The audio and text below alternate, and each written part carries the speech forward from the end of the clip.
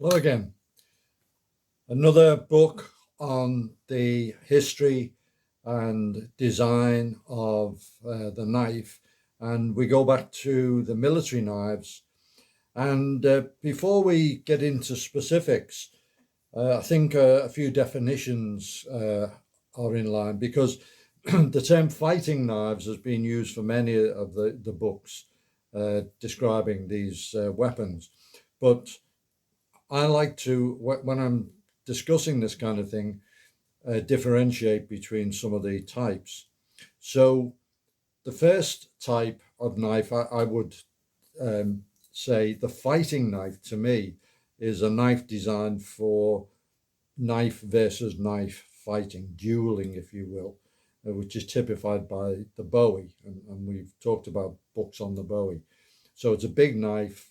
It's got a handguard to protect the hand, and it's designed. It's got some features to help with knife versus knife, which is a very rare occurrence. But it's an old design, and in the past it wasn't such a rare occurrence. Another type of knife is a killing knife, and this is typified by the Fairbairn Sykes. It's designed for silent killing.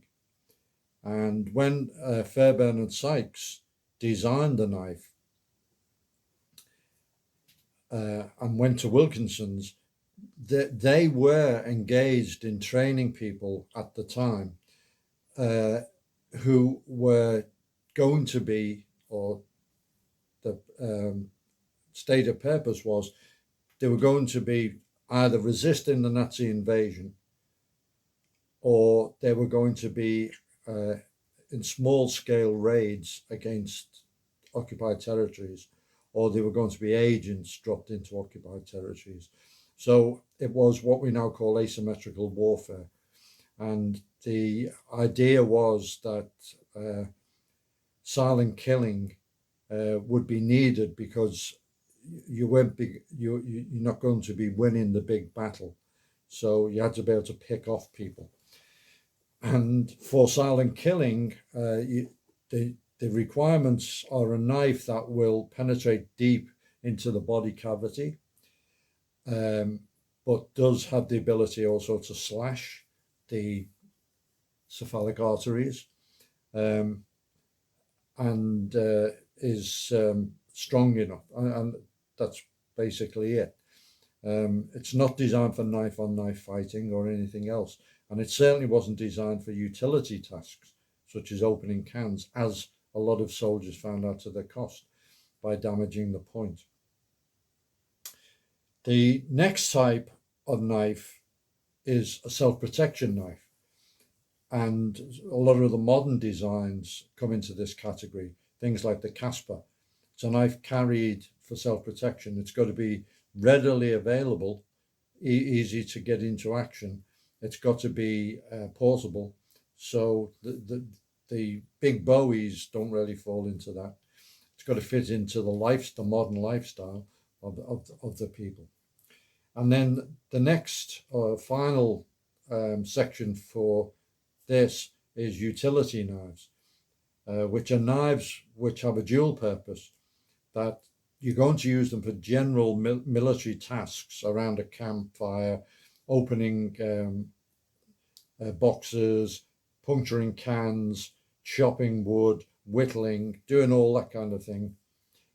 But if it's needed to, you can use it against a human being. And a knife that falls into this category would be the K-bar. It's sturdy. It's got partial single edge, so you can lever on it for whittling and so on. But it has a sharpened top edge, and it's a very useful all-round knife. But if you need to stab somebody with it, then it will do the job. So they're the categories, and they're sometimes blurred, but I like to keep them distinct.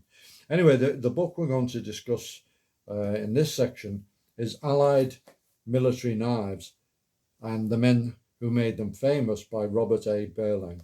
Now, Robert Buerlein was a contributor to a previous book that we talked about.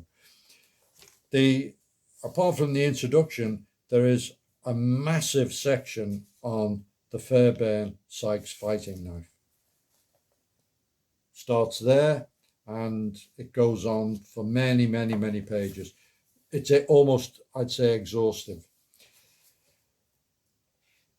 Unlike some books which will no doubt be discussed on the channel, all the variations of the Fairbairn Sykes that he talks about are genuine. There's none of the mythology that's been associated with it and the fakery. So this is a very reliable source. It's the photographs are on very, very good paper, and they're very, very clear.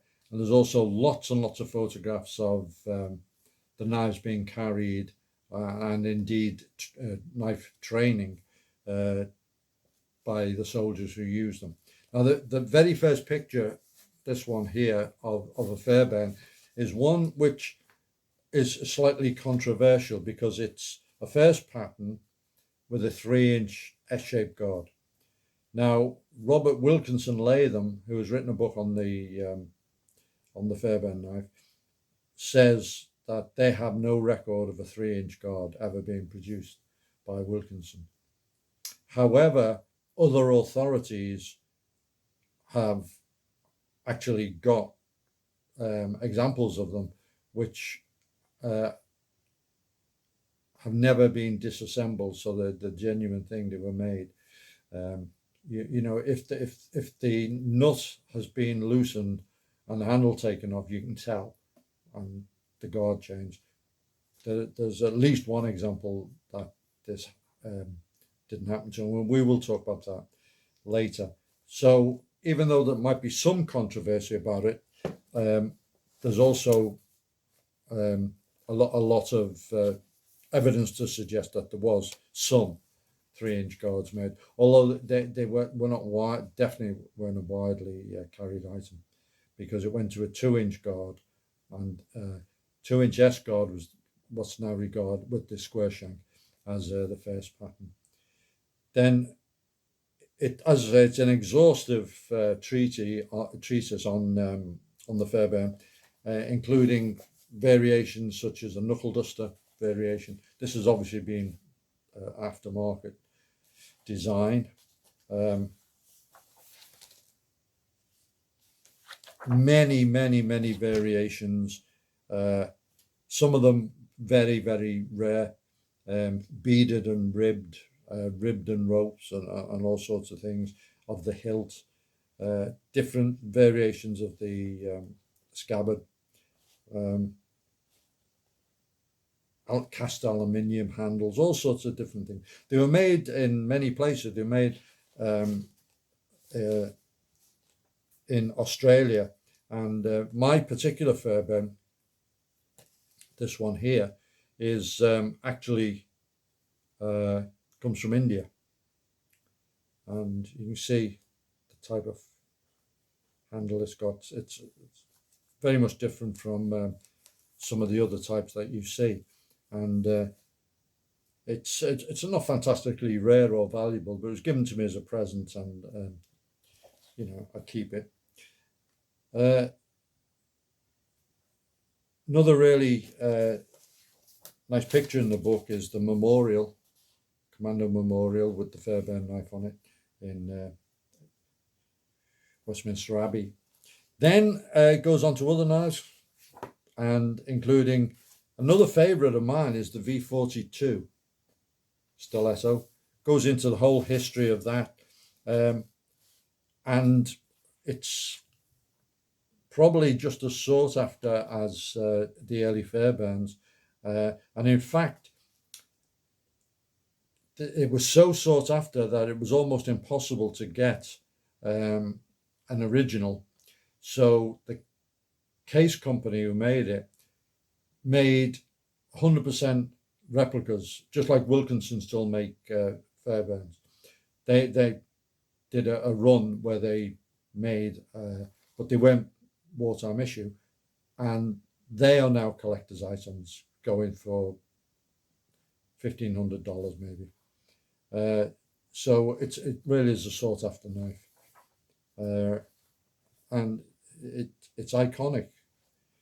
Then he goes into the Marine Raider knife, and which is based on the Fairbairn, and the OSS Stiletto, which had a problem with the metallurgy, but had the unique what they call a pancake flapper scabbard. So then he goes into the John Eck Commando knife, which was a, a commercial venture during World War II. A company made this.